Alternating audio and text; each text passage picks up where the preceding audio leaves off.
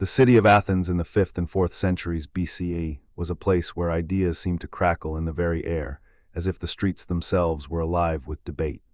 Imagine the agora crowded with merchants shouting their wares, philosophers strolling in loose robes, and the echo of a young Socrates questioning the very foundations of virtue.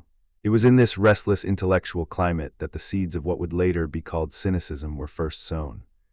Socrates, with his relentless moral inquiry, had turned the public's attention away from the traditional mythic explanations of the gods toward a more human, more personal examination of what it means to live well. In the Apology, Plato records Socrates' own defense, where he declares, "The unexamined life is not worth living."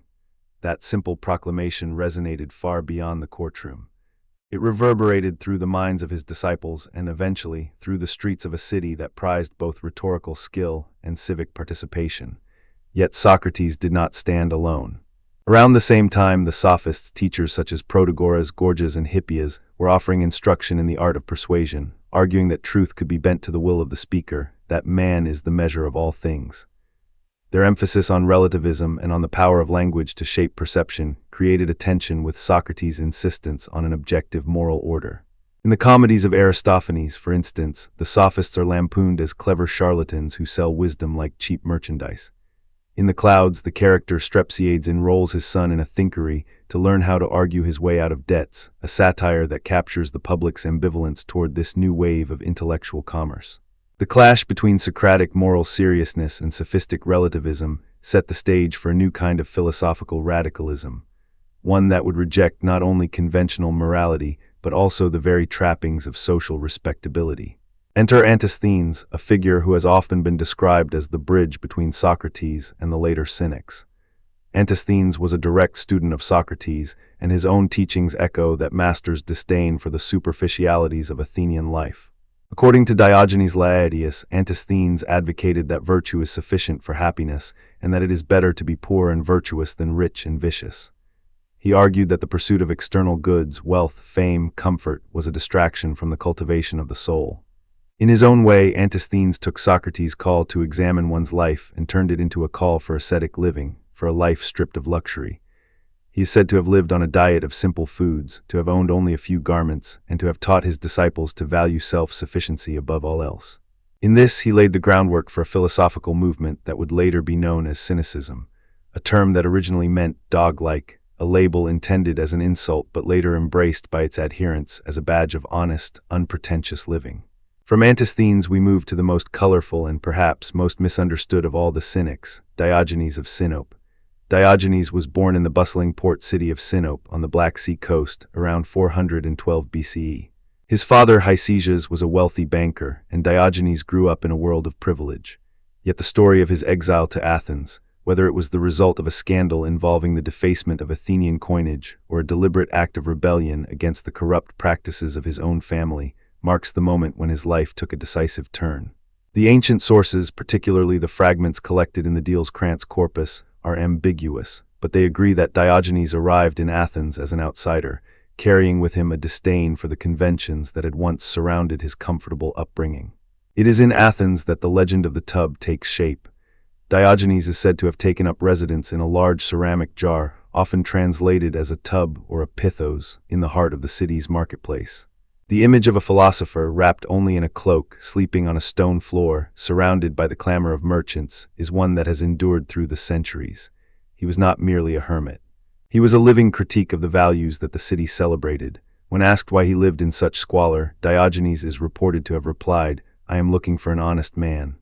The simplicity of that statement, its almost playful sarcasm, invites us to consider what it truly means to search for honesty in a world that prizes wealth and status. The first vivid anecdote that brings Diogenes' radicalism into sharp relief is his encounter with Alexander the Great. The story, told by multiple ancient writers, describes a moment when the great conqueror, having heard of the philosopher's reputation, rode into Athens and sought him out. Alexander, with the confidence of a man who had already toppled empires, approached Diogenes, who was sunning himself in his tub. He is said to have said, "You, sir, are a man of great virtue. I would be your disciple." To this, Diogenes, without looking up, replied, "Stand out of my light." The brevity of that retort, the casual dismissal of power, has become a cornerstone of Cynic philosophy. It illustrates a fundamental claim. that virtue and self-sufficiency are independent of external authority, even when that authority is the most powerful man on earth. The anecdote also serves as a vivid illustration of the tension between the Hellenistic world's emerging imperial structures and the Cynic's insistence on personal autonomy. A second, perhaps even more provocative, anecdote concerns Diogenes' public urination. According to the accounts of Diogenes Laertius, the philosopher once entered a public banquet hall, stripped himself, and began to urinate on the floor in front of the assembled aristocrats. When asked why he behaved in such a shocking manner, he is reported to have answered, "I am cleansing the air of false pretensions." The act was not simply a crude stunt. It was a deliberate performance designed to expose the hypocrisy of a society that prized decorum while hiding moral corruption. By defiling the space that was meant for elite display, Diogenes forced his audience to confront the artificiality of their own standards. In this sense, his urination can be read as a form of social critique, a bodily metaphor for the purging of pretension. Both of these anecdotes, while colorful, also serve as entry points into deeper philosophical questions. What does it mean to live according to nature, a phrase that the Cynics repeatedly invoked? How does one reconcile the desire for personal integrity with the reality of living in a community that imposes its own norms? To answer these questions, we must return to the intellectual backdrop of the period. The Apology provides a useful lens. Socrates' claim that the good of the soul is better than any external good resonates with Diogenes' rejection of material wealth. Yet the comedic lens of Aristophanes offers a counterpoint. In Lysistrata, for example, the playwright satirizes the futility of war and the absurdity of gender roles, suggesting that societal conventions are often arbitrary. The Cynic's radical rejection of convention can be seen as an extension of this comedic critique, taking the lampoon to an extreme by living it out in the public sphere. The scholarly debate surrounding Diogenes is as lively as his own antics. Some modern scholars argue that Diogenes was less a philosopher in the traditional sense and more a performance artist, a provocateur who used his body and his behavior as a medium to convey a message. Louis Navia, in his recent study of ancient performance, suggests that Diogenes' public acts, his urination, his confrontations, his habit of walking around with a lantern in daylight searching for an honest man, functioned as a kind of living theater. Navia writes, Diogenes staged his life as a perpetual drama, forcing observers to question the boundaries between philosophy and spectacle. From this perspective, the value of Diogenes' life lies not in a systematic ethical doctrine, but in the impact of his lived example, the way his actions disrupted complacency and forced a reevaluation of everyday values. On the other side of the debate, scholars such as Robert Bracht Branham defend the view that Diogenes was a serious moralist, whose seemingly outrageous behavior was grounded in a coherent philosophical program. Branham points to the consistency of Diogenes' critiques, the rejection of luxury, the emphasis on self-sufficiency, the insistence that virtue is the only true good. He argues that Diogenes' acts were not random stunts but purposeful demonstrations of a philosophical principle, autarkeia, self-sufficiency.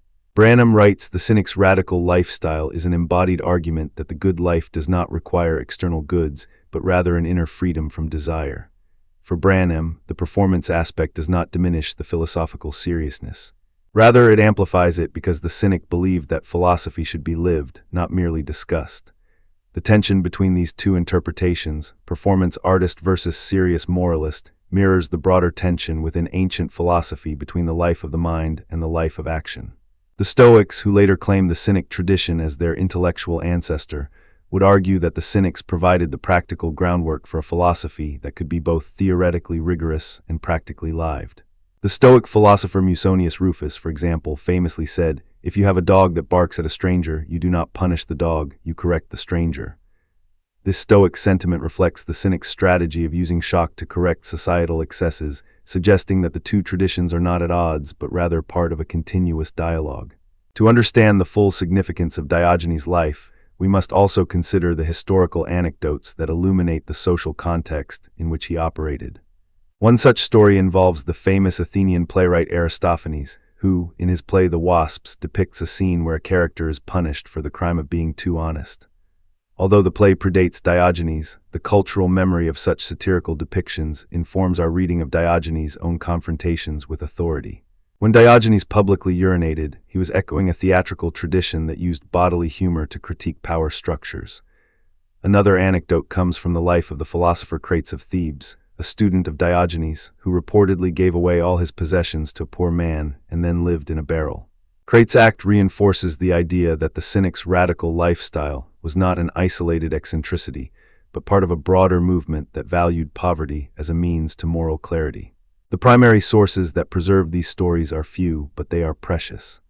Diogenes Laertius, writing centuries later, compiled biographies of the philosophers, preserving fragments such as the famous exchange with Alexander. The Diels-Krantz collection of pre-Socratic fragments also contains testimonia attributed to Antisthenes, giving us a glimpse of the early Cynic thought that prefigured Diogenes. For those wishing to explore the original Greek, the Apology of Plato remains a cornerstone, while Aristophanes' comedies provide a cultural counterpoint. Modern translations, such as those by G.M.A. Grube for Plato and by Geoffrey Henderson for Aristophanes, make these texts accessible while preserving the nuance of the original language. In the realm of secondary literature, Louis Navia's theatricality in ancient philosophy offers a fresh perspective on Diogenes as a performer, while Robert Bracht Branham's The Cynics. The lives, teachings, and legacy of ancient Greek philosophers provides a thorough defense of Diogenes as a serious moralist. Both works draw on the same primary sources, but arrive at different conclusions, illustrating the richness of the scholarly conversation. Additional studies, such as those by John M. Rist on the influence of Cynicism on early Christianity, and by Christopher Gill on the social history of the Athenian agora, further contextualize Diogenes within a network of ideas that span philosophy, religion, and daily life. Let us pause for a moment and consider what it means to live in a tub in today's world. Imagine a modern city where the relentless pursuit of status is broadcast on screens, where luxury apartments tower over cramped public housing, where the rhetoric of success is measured in followers and net worth. In such a setting, the image of a philosopher who deliberately chooses a minimalist existence, who sleeps on a concrete slab, who eats only what is necessary, who refuses to be bought, becomes a radical mirror. It asks us, what do you truly need to live a good life? The modern echo of Diogenes' lantern, searching for an honest man, might be a social media platform where we scroll through curated lives, hoping to find authenticity among the filtered images. The question remains, can we, like Diogenes, strip away the layers of artifice and confront the world with unvarnished honesty? The answer, perhaps, lies not in a single prescription, but in the ongoing dialogue between the ancient and the contemporary. The Cynic's emphasis on self-sufficiency resonates with contemporary minimalist movements, with environmental ethics that call for reduced consumption, and with spiritual practices that stress inner peace over external accumulation. At the same time, the performance aspect of Diogenes' life reminds us that philosophy is not confined to the page. It can be lived, embodied, and even dramatized. In a world where activism often takes the form of protests, sit-ins, and symbolic gestures, Diogenes' public urination can be read as an early, albeit extreme, form of civil disobedience, an act that forces the public to confront uncomfortable truths. In tracing the intellectual lineage from Socrates to Antisthenes, and finally to Diogenes, we see a trajectory that moves from the abstract questioning of virtue to a concrete, lived critique of society. Socrates asked, "What is virtue?" Antisthenes answered, "Virtue is sufficient for happiness, and wealth is unnecessary." Diogenes took the answer a step further, living out the answer in a way that made his philosophy impossible to ignore. The historical anecdotes of his confrontation with Alexander and his public urination serve as vivid illustrations of this progression, showing how a philosophical claim can become an embodied challenge to power and convention. The cross-references to Plato's Apology and Aristophanes' comedies enrich this narrative, showing that the cultural backdrop of Athens was one of both serious moral inquiry and sharp satire. The sophists' relativism, the democratic debates in the assembly, the theatrical critiques of daily life, all of these threads intertwine to create a tapestry in which Diogenes' radicalism can be understood not as an isolated outburst, but as part of a broader, vibrant discourse on how to live. The tension between the performance artist interpretation and the serious moralist interpretation reflects the same tension that existed in his own time, the balance between the spoken word and the lived example, between theory and praxis. As we close this exploration of the historical roots of Cynicism, let us return to the image of Diogenes in his tub, lantern in hand, searching for an honest man. The lantern's light cuts through the dust of the agora, illuminating not only the faces of passers-by, but also the deeper questions that have occupied philosophers for millennia. What is the good life? How should we relate to wealth, power, and social expectation? And perhaps most provocatively, can we, each in our own way, become the kind of honest man or woman that Diogenes sought? The answer, as always, is not a simple one, but the journey of inquiry, the willingness to confront our own assumptions, is itself a kind of philosophy, a living, breathing dialogue that continues from the marble steps of the Athenian agora to the bustling streets of our modern world. It is a quiet evening in the ancient agora, the sun dipping low behind the marble columns, and a lone figure draped in a simple cloak leans against a weathered stone. He is not a politician, nor a priest, nor a wealthy patron. He is Diogenes of Sinope, the man who chose a barrel, or, as the stories tell us, a tub as his home, and who declared himself a citizen of the world. In the calm of this imagined scene, we can hear the echo of three pillars that have held up his philosophy for 2.5 millennia. The self-sufficiency of audarcheia, the boundless belonging of cosmopolitanism, and the daring honesty of Parrhesia. Let us walk together, step by step, through each of these ideas, feeling the weight of their ancient stones and the lightness of their modern reflections. When Diogenes first abandoned the comforts of a house and took up residence in a simple earthen tub, he was not merely performing a theatrical stunt. He was living out a profound claim. That a person could be self-sufficient, that the needs of the soul far outstrip the cravings of the body. Audarcheia, the Greek word for self-sufficiency, is more than a call to own fewer things, it is a call to own oneself. Imagine for a moment the rush of a modern commuter, juggling a briefcase, a smartphone, a coffee cup, a smartwatch that reminds him of his next meeting. Each object promises safety, status, efficiency, yet each also tethers him to a network of desire. Diogenes asked, with a calm that seemed to cut through the bustle, what is the use of a house when the wind can be your roof and the sky your ceiling? He answered his own question by living in a tub, by sleeping on a mat of straw, by eating whatever he could find in the market, and by refusing to beg. In the words recorded by Diogenes Laertius, he is said to have thrown away his cup when he saw a child drinking from his hands, proclaiming, "I have no need for a cup when the river offers its water freely." That single gesture captures the spirit of audarcheia. The recognition that the external trappings of comfort are not prerequisites for a good life. Consider the modern minimalism movement, a wave that sweeps through urban apartments and suburban homes alike. People like Joshua Fields Milburn and Ryan Nicodemus, known as the minimalists, speak of the freedom that comes from owning less. They speak of clearing away the clutter that distracts them from relationships, creativity, and health. Their philosophy is not a new fad, it is a direct echo of Diogenes' ancient experiment. The difference lies in the context. The minimalists often retain a modest apartment, a laptop, a bicycle, tools that serve a purpose, not a status. Diogenes, in contrast, stripped away even those tools, choosing instead to demonstrate that the mind can find nourishment in the very air and sunlight that surround us. Yet both share the same conviction that true sufficiency comes from within, not from the accumulation of external goods. Another contemporary analog appears in the lives of whistleblowers. Edward Snowden, for instance, left behind a comfortable career at the National Security Agency, choosing instead to expose hidden surveillance programs. He surrendered the safety of his job, his passport, his anonymity, in order to live according to a higher principle of truth.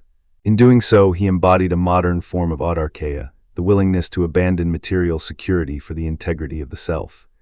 The act of stepping away from the comforts of a secure position, of living in exile, mirrors Diogenes' own departure from the comforts of a well-furnished house.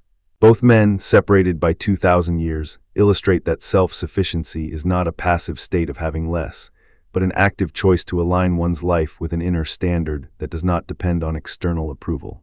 From the personal to the universal, Diogenes extended his self-sufficiency into a radical form of belonging, cosmopolitanism. When he declared, "I am a citizen of the world," he was not merely making a poetic statement. He was rejecting the narrow tribal loyalties that bound most Greeks to their city-states. In the bustling marketplace of Athens, a citizen's identity was defined by the walls of his polis, by the patron deities, by the laws that regulated his daily life. Diogenes, however, saw those walls as arbitrary. He walked the streets of Athens with his lantern, not to find a lost traveler, but to search for an honest man, and he did so under the banner that he belonged to no single city, but to the whole of humanity. This cosmopolitanism anticipates modern global ethics, where the moral community extends beyond national borders to encompass all sentient beings. Think of the United Nations Universal Declaration of Human Rights, a document that proclaims the inherent dignity of every person, regardless of where they were born. Or the modern environmental movement, which calls for stewardship of the planet as a shared responsibility. Both are rooted in the idea that we are, each of us, citizens of a larger whole. Diogenes' claim, though expressed in the language of a single philosopher strolling through the agora, resonates with these contemporary aspirations. He reminds us that our allegiance should not be limited to the flag that flies over our city, but to the common humanity that binds us all. Yet cosmopolitanism is not without its critics, both ancient and modern. The Stoics, for example, while sharing Diogenes' disdain for material excess, argued that his brand of cosmopolitanism was too radical, too dismissive of the social duties that bind us to our local communities. Zeno of Citium, the founder of Stoicism, taught that while we are indeed part of a universal brotherhood, we also have a natural role within the micro-communities that shape our daily lives. He wrote, "We are members of a common city, but also of families, and each of these relationships carries its own obligations." Epictetus later would caution that a philosopher who abandons all ties may become a ship without a harbor, tossed by every wind.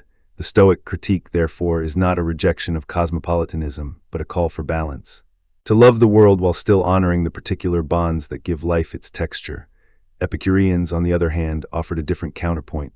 They held that pleasure, defined as the absence of pain, is the natural end of human life, and that modest pleasures can be pursued without moral compromise. To them, Diogenes' rejection of comfort seemed extreme, even unnecessary. Epicurus himself said, "Pleasure is the beginning and the end of a happy life." He argued that a modest cup of wine, a comfortable bed, and the companionship of friends are not corrupting forces but sources of tranquility. From an Epicurean perspective, Diogenes' tub might be seen as an unnecessary denial of simple joys that could enhance, rather than diminish, the good life. The debate between Cynics and Epicureans thus frames a timeless question. Is the path to virtue found in the rigorous denial of all but the essential, or in the measured enjoyment of life's modest gifts? Returning to the third pillar, Parrhesia, the fearless, unvarnished speech that Diogenes wielded like a lantern in the night, we encounter a practice that is as unsettling today as it was in ancient Athens. Parrhesia is more than speaking the truth. It is speaking the truth at personal risk, without flattery, without concealment, and often in the face of powerful opposition. Diogenes embodied this when he walked into the Academy of Plato, holding a plucked chicken in his hand, and declared, "Here is Plato's beast. He has finally found a living embodiment of his theory of forms." The philosopher's audience, accustomed to reverent debate, was taken aback. Diogenously blunt, he forced them to confront the gap between lofty theory and lived reality. His mock court of Plato, where he acted as prosecutor and judge, was not a petty jest but a serious challenge to intellectual pretension.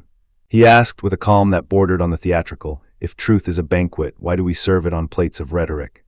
In modern times, we see Parrhesia reflected in the actions of whistleblowers and investigative journalists who risk careers, liberty, and even lives to expose hidden truths. The case of Chelsea Manning, who released classified documents to reveal the human cost of war, is a contemporary echo of Diogenes' lantern. Like the cynic, Manning held up a light in the darkness, refusing to be silenced by the authority that would rather keep the truth concealed. The same spirit can be found in the work of journalists such as Maria Ressa, who continues to report on governmental abuses in the Philippines despite legal persecution. Their courage mirrors Diogenes' willingness to confront power with plain speech, reminding us that Parrhesia is not a relic of ancient debates but a living practice essential to a healthy public sphere. Critics of Parrhesia, however, argue that unbridled frankness can become reckless. The Stoics, again, offered a tempered view. Epictetus taught that the wise man speaks with a purpose, not merely to shock. He warned that truth, when delivered without regard for context, can cause unnecessary harm. In the same vein, modern ethicists caution that whistleblowers must balance the public's right to know with the potential damage to national security or personal privacy. The question then is not whether truth should be spoken, but how it should be spoken. Diogenes' approach was deliberately provocative, designed to jolt the complacent. Yet his method also raises the issue of whether the ends justify the means, a debate that continues in courts and editorial rooms today. To understand the depth of Diogenes' influence, we can turn to the anecdotes recorded by Diogenes Laertius.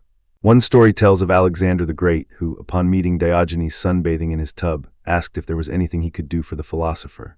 Diogenes, without looking up, replied, "Yes, stand out of my sunlight." The anecdote is often told as a joke about the power of the humble over the mighty, but it also illustrates the cynic's insistence on self-sufficiency and disdain for external honor. Alexander, the greatest conqueror of his age, could offer riches, titles, and armies, yet Diogenes dismissed all of that as irrelevant to his own contentment. The story serves as a vivid illustration of autarkia in action, a reminder that true independence does not hinge on the generosity of even the most powerful.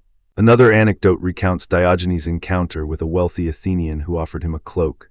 Diogenes, looking at the fine fabric, said, "I have no need for a cloak when the sun itself is my blanket." He then walked away, leaving the gift untouched. The image of a philosopher turning away from a warm, luxurious garment, preferring instead the cool breeze of the open sky, captures the essence of his cosmopolitan outlook.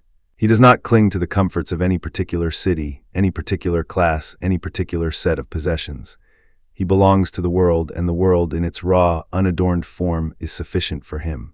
When we trace the lineage of Diogenes' ideas forward, we find that his influence reverberates in later thinkers.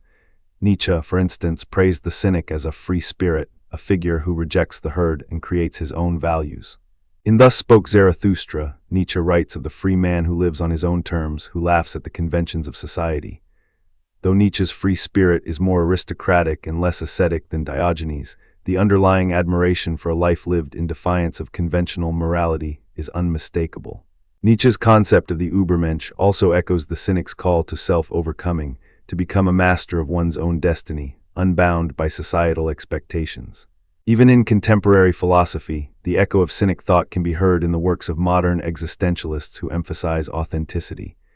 Jean-Paul Sartre, for example, insisted that existence precedes essence, urging individuals to define themselves through action rather than through the labels imposed by society. Diogenes, by living in a tub, defined himself through his actions, not through the titles of citizen, property owner, or scholar. The parallel is clear. Both philosophers champion a life of personal responsibility, of creating meaning in a world that offers none by default.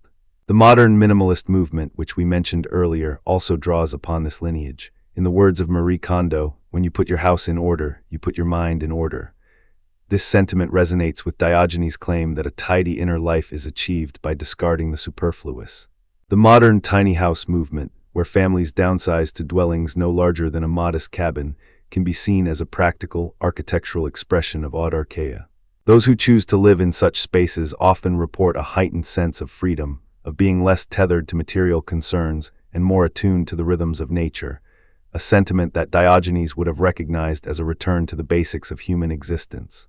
In the realm of global ethics, the cosmopolitan impulse that Diogenes voiced finds expression in the work of philosophers like Peter Singer, who argues for effective altruism and the moral obligation to help those in distant corners of the world. Singer writes, "If we can prevent something bad from happening without sacrificing anything of comparable moral importance, we ought, morally, to do it." This ethic extends the notion of being a citizen of the world beyond mere identification. It becomes a call to action. Diogenes, who refused to accept the comforts of any particular city, would likely have admired a philosophy that urges individuals to see beyond borders and to act for the common good of all humanity. Parrhesia, too, continues to shape contemporary discourse. The rise of social media platforms has given ordinary citizens a megaphone to challenge power, to expose hypocrisy, and to demand accountability. Yet the very same platforms also amplify the noise of misinformation, making the practice of true parrhesia honest, courageous speech that is grounded in fact and delivered at personal risk, more difficult to discern. In this digital age, the cynic's lantern becomes a metaphor for the critical eye we must all cultivate, to sift through the flood of claims and to stand, even when it is uncomfortable, for truth. When we compare the cynic's approach to truth with that of the Stoics, we find a nuanced tension. Zeno taught that the sage should speak truthfully, but always with the aim of fostering harmony and virtue in others. He warned against harshness that could alienate listeners. Epictetus, in his discourses, emphasized that the wise man does not speak to provoke, but to heal. The Stoic critique suggests that Diogenes' bluntness, while effective at exposing hypocrisy, sometimes lacked the temperance that could turn insight into lasting change. In practice, a balance may be needed, the boldness of parrhesia to break through complacency, tempered by the Stoic wisdom to guide the audience toward constructive reflection. Epicurean counter-arguments also persist. While the cynic rejects pleasure as a distraction, the Epicurean insists that pleasure, when understood correctly, is not a vice but a natural good. Epicurus famously said, "The greatest good is to seek modest, sustainable pleasures." He argued that a life of moderate enjoyment, free from fear and pain, is the most reliable path to ataraxia, a state of serene calm. From this perspective, Diogenes' extreme asceticism could be seen as a form of self-inflicted hardship, that risks undermining the very tranquility that both schools of thought value. Yet one could also argue that Diogenes' minimalism is a strategic removal of excess that ultimately leads to a deeper, more resilient tranquility, one that is not dependent on external conditions. In the end, the dialogue between these ancient schools offers us a richer tapestry of ethical possibilities.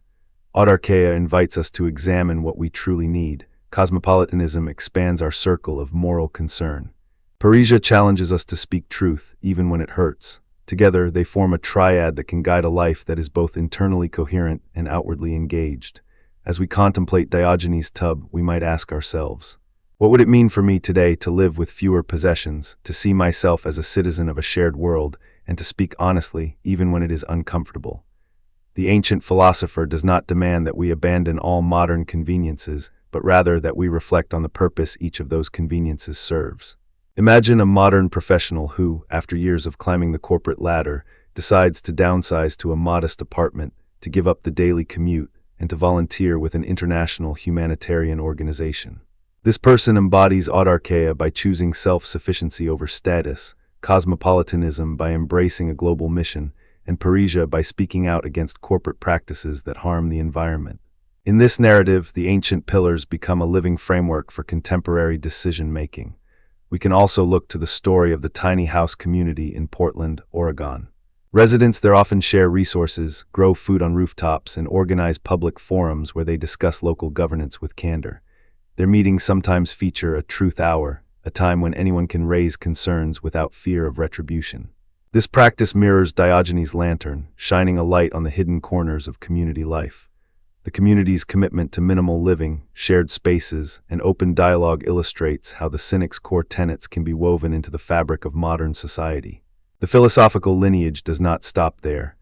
In the 20th century, the existentialist Albert Camus wrote of the absurd man who must confront the meaninglessness of the world without resorting to false comforts.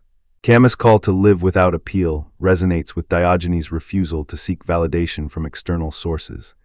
Camus, like Diogenes, suggested that authenticity arises when we accept the world as it is and act according to our own standards, not according to the expectations of others. The synergy between Camus' absurdism and Diogenes' cynicism underscores the timeless relevance of living deliberately, with minimal dependence on external approval. Even in the realm of political theory, the idea of cosmopolitanism has taken on new dimensions. The concept of global citizenship, championed by scholars such as Quame Anthony Appiah, argues that moral obligations transcend national borders and that individuals should cultivate a sense of responsibility toward all humanity. Appiah writes, "We are all members of a single global community, bound together by shared humanity." This modern articulation of cosmopolitanism is a direct descendant of Diogenes' claim, extending the ancient insight into the age of globalization, migration, and digital interconnectedness. When we examine the practice of Parrhesia in contemporary whistleblowing, we also encounter legal and ethical frameworks that attempt to protect those who speak truth to power. The United Nations Whistleblower Protection Convention, for example, seeks to safeguard individuals who expose corruption or human rights abuses. While these protections are far from perfect, they reflect an institutional recognition of the value of courageous speech, a value that Diogenes embodied without any legal shield, simply by daring to speak his mind in the public square. Yet the modern world also presents new challenges to the practice of Parrhesia. The phenomenon of cancel culture raises the question of whether speaking truth can ever be separated from the consequences that follow. Critics argue that the fear of being ostracized can stifle honest discourse, while proponents claim that accountability is essential for a just society. The tension mirrors the ancient Stoic critique that truth must be delivered with wisdom, lest it become a weapon rather than a remedy. Diogenes, who would often provoke outrage, invites us to consider the balance between the necessity of truth-telling and the responsibility to foster constructive dialogue. In reflecting upon the three pillars, we may ask ourselves how they intersect in our daily lives. Audarcheia asks us to examine what we truly need to thrive. Cosmopolitanism expands our empathy beyond familiar circles, urging us to act for the welfare of distant strangers. Parrhesia compels us to voice our convictions, even when they clash with prevailing norms. When these three are practiced together, they form a robust ethic that can guide personal choices, civic engagement, and global responsibility. Consider the simple act of choosing a reusable water bottle over a disposable plastic one. On the surface, it appears as a minor environmental decision, yet it encapsulates autarkia, reducing reliance on external, consumable goods. Cosmopolitanism, acknowledging that plastic waste affects ecosystems far beyond one's local community. And parrhesia, the willingness to speak up about environmental degradation, perhaps in a workplace meeting or on a social media platform.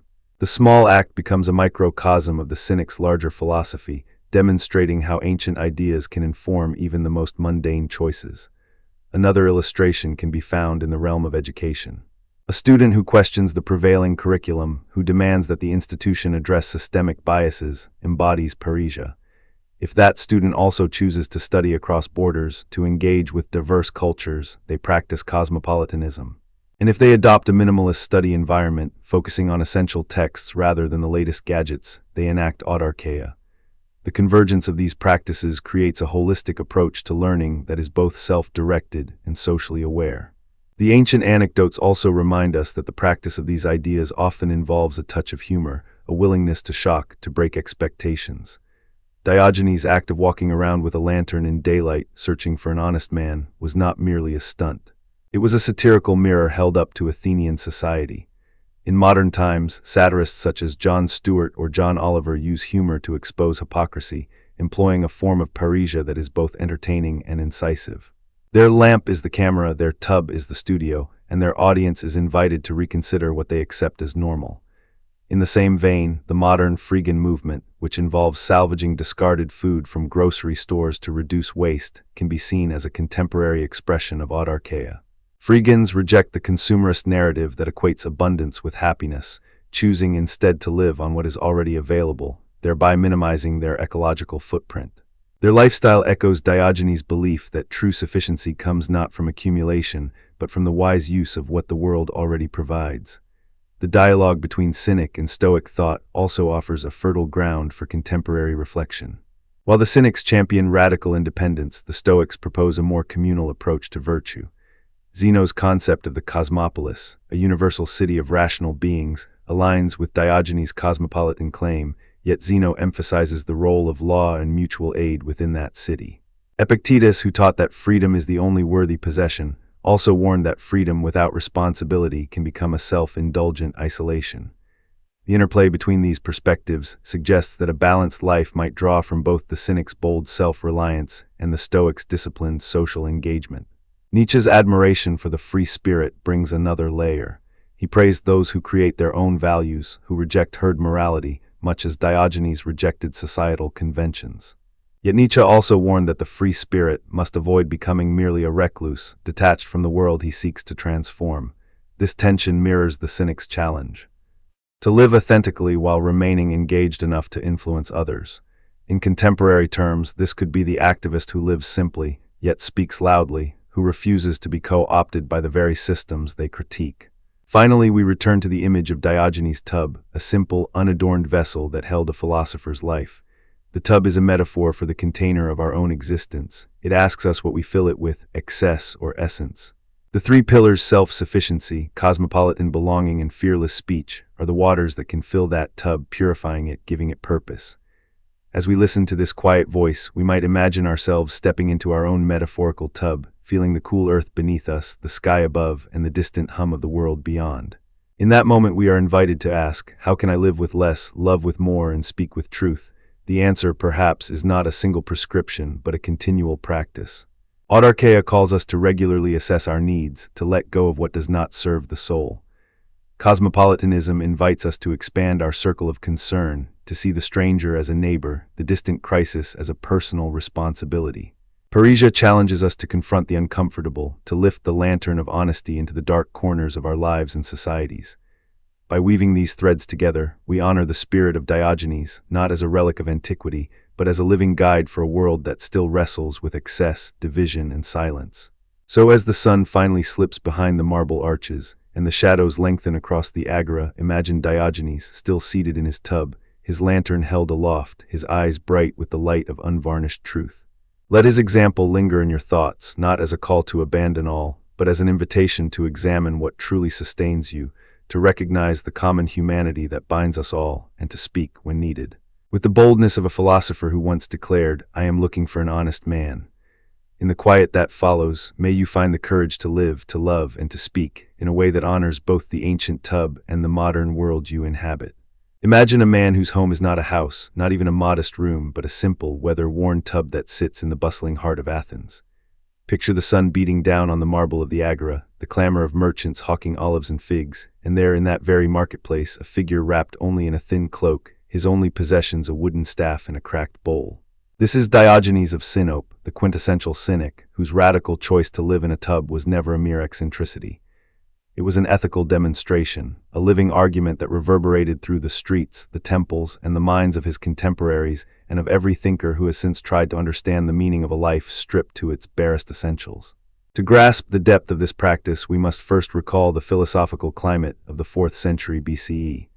Socrates had already turned the Athenian public upside down by questioning the conventional definitions of virtue and wisdom. His disciple Plato recorded those dialogues and in doing so elevated the realm of ideas above the messy world of everyday life. Yet even Plato, in his Republic, warned against the excesses of luxury, calling them a sickness of the soul. The cynics took that warning and turned it into a lived experiment. They believed that virtue is not a matter of abstract reasoning alone, but of concrete action, action that must be visible, undeniable, and at times deliberately uncomfortable. Diogenes, the most extreme of them, chose the tub as his stage. The tub, or more precisely the barrel Greek kappa epsilon delta rho ode omicron nu, was not a random prop. In a society that prized property, ownership, and the accumulation of fine goods, a barrel represented the antithesis of wealth. It was a vessel for storage, not a symbol of status. By making it his home, Diogenes proclaimed that a human being does not need a palace to be a citizen, that the trappings of luxury are not prerequisites for dignity. As he is reported to have said, "I am looking for an honest man," while walking the streets with a lantern in broad daylight, as if searching for a soul unclouded by the glitter of possessions. The lantern, the tub, the staff each became a visual metaphor for a philosophy that held that the good life is found in self-sufficiency, audarkeia, and in the rejection of external goods. Consider the first concrete example of his ethical praxis, the daylight shopping list. One afternoon, Diogenian observers saw him sit on a low stone, his eyes fixed on a stall where a merchant displayed a sumptuous banquet spread, roasted lamb, honey-glazed figs, and wine in crystal goblets. While the crowd marveled at the feast, Diogenes called out, "Give me a single bean, a crust of bread, and a cup of water, and I shall be content." The merchant, amused, offered him a modest portion of lentil soup, a piece of stale bread, and a cup of water drawn from the well. Diogenes accepted with a smile, ate, and then declared, "This is my banquet." The simplicity of the meal, juxtaposed with the opulence of the banquet, was not a mere anecdote about personal frugality. It was a public critique of a society that measured worth by the abundance on one's plate. By turning the ordinary into a philosophical demonstration, Diogenes forced his audience to ask, if a single bean can satisfy the body, what is the point of excess? Does the banquet feed the soul, or does it merely inflate the ego? The second vivid episode deepens the challenge. In the bustling marketplace, where merchants shouted prices and citizens negotiated contracts, Diogenes chose a spot near the central fountain, and without any pretense of modesty, defecated openly. The crowd gasped, some turned away in disgust, others whispered that the cynic had crossed a line of decency. Yet Diogenes, unperturbed, turned to a nearby aristocrat and said, "You dress in fine linen, you parade your wealth, yet you hide your most natural functions. I expose mine to remind you that all men share the same bodily needs." In this act of shamelessness, anaideia, he stripped away the veneer of propriety that the elite used to distance themselves from the common folk. By making the private public, he demonstrated that moral superiority cannot be claimed through outward decorum alone. The act was not merely a stunt. It was a living argument that the true measure of a person lies in how they confront the basic realities of human existence. The method of anaideia, or shamelessness, is central to understanding Diogenes' ethical strategy. He did not merely reject material goods, he deliberately flouted social conventions to reveal their arbitrary nature. In doing so, he forced a communal reflection. If a philosopher can sit in the sun, eat a bean, and relieve himself in the market without shame, why should any of us be bound by the invisible chains of status, reputation, or wealth? He turned the public space into a laboratory for moral inquiry. Each gesture, each utterance, was an experiment in exposing the gap between how society pretends to live and how it actually lives. Of course, not everyone accepted this method as a genuine moral teaching. One of the earliest and most persistent counterarguments comes from the very tradition that gave rise to the Cynics, the Platonic critique. In the Phaedo, Plato, through Socrates, warns that the soul, when it becomes accustomed to the pleasures of the body, is led away from the pursuit of truth. Some scholars interpret this as an early objection to the Cynics' embrace of bodily exposure and asceticism, suggesting that such acts distract rather than elevate the soul. In other words, the shock value of public defecation might be seen as a mere spectacle, a way to attract attention without offering substantive philosophical insight. Is it not possible that Diogenes, in seeking to shock, merely replaced one form of excess, luxury, with another, excessive provocation? A second, more contemporary criticism comes from modern ethical theory, particularly from the perspective of virtue ethics as articulated by Aristotle. Aristotle argued that virtue lies in the mean between deficiency and excess, a balanced harmony that cultivates character. From this viewpoint, Diogenes' radical denial of comfort could be seen as a deficiency taken to an extreme, a form of self-absorbed asceticism that neglects the relational aspect of virtue. If virtue is about finding the right measure in relation to others, does a philosopher who deliberately alienates himself from communal norms risk becoming isolated, thereby undermining the very social fabric he claims to critique? This line of thought asks whether Diogenes' public acts, while intended to teach, might instead alienate potential interlocutors, reducing his message to a private rebellion rather than a communal transformation. Yet these counterarguments, while compelling, overlook the broader tapestry of ascetic traditions that have used similar tactics to awaken consciousness. Consider Buddhist monasticism, which emerged centuries later in India. Monks there renounced worldly possessions, lived in simple huts, and practiced public humility, often begging for alms in the streets. The Buddha taught that the body is a vessel. The mind is the driver, urging his followers to see the impermanence of material comfort. The parallels are striking. Both Diogenes and Buddhist monks use the visible absence of luxury to point toward an inner freedom. In the same vein, the Christian desert fathers of the 4th and 5th centuries retreated to the barren deserts of Egypt, living in caves, subsisting on dates and water, and embracing public acts of humility, such as washing the feet of strangers, to demonstrate that holiness is not found in wealth but in the surrender of self. Their writings, like that of Saint Anthony, echo Diogenes' sentiment, "I have given up my possessions, for I have found that they are the shackles that bind the soul." Even in the 20th century, the legacy of shamelessness resurfaces in performance art.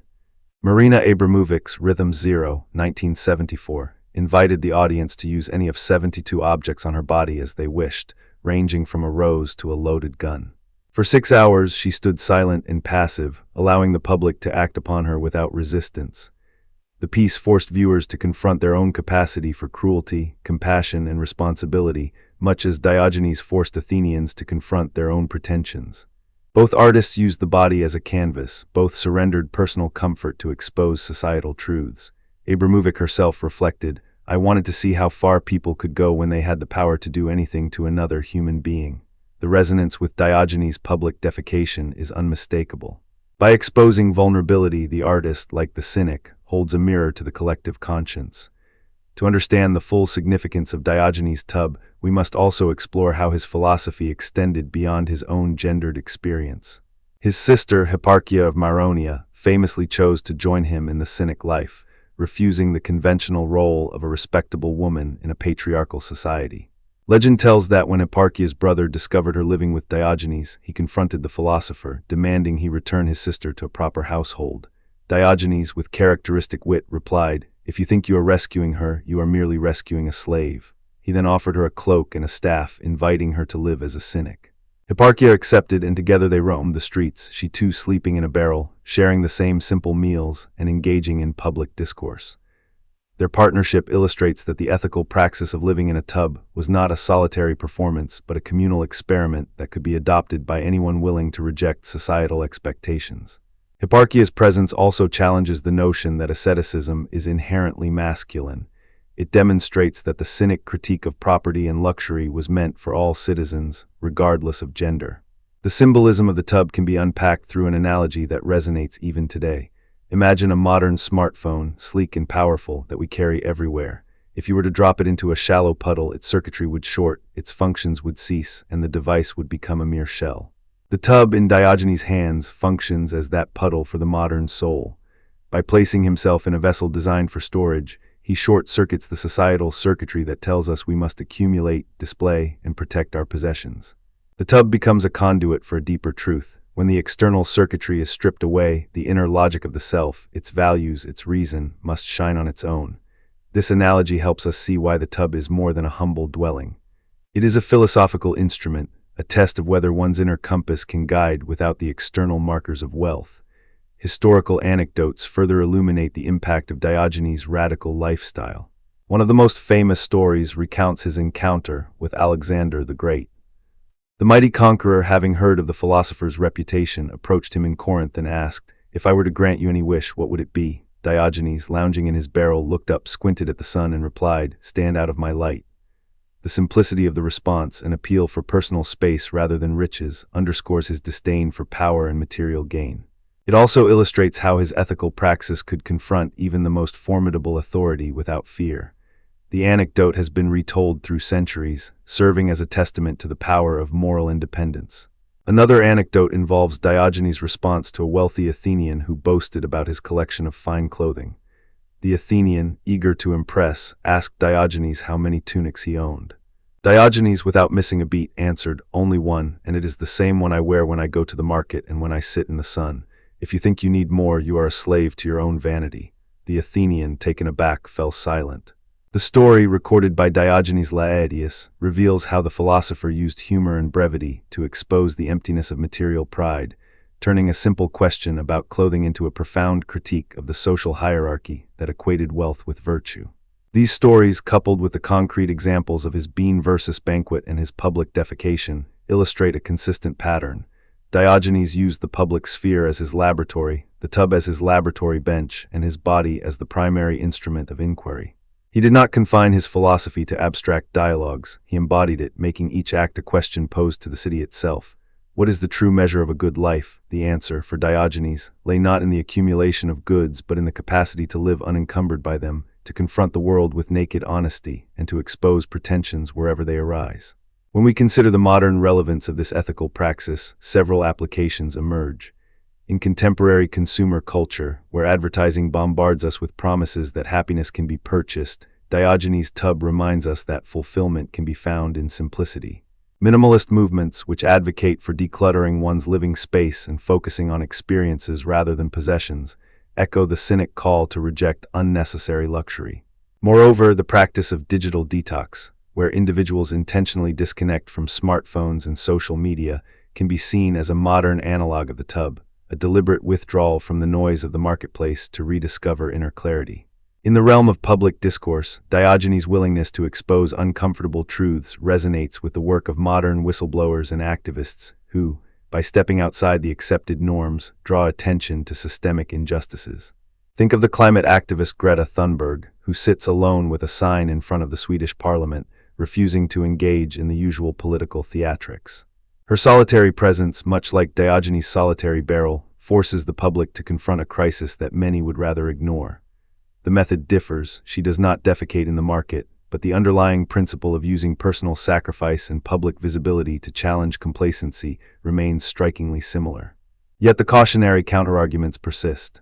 Critics argue that ascetic displays can become self-absorbed performances, where the ascetic becomes more concerned with their own reputation for purity than with genuine social transformation. The modern self-help industry sometimes co-opts ascetic aesthetics.